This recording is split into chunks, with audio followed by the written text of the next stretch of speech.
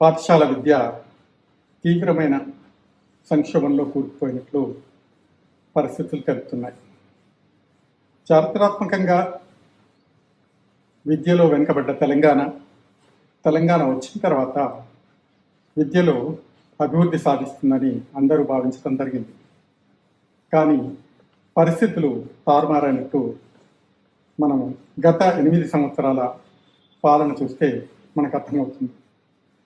సాధారణంగా విద్యార్థులు ఉన్న సమాజమే అభివృద్ధి సమాజం అని, అభివృద్ధి చెందిన సమాజం అని అందరూ పిలుస్తుంటారు.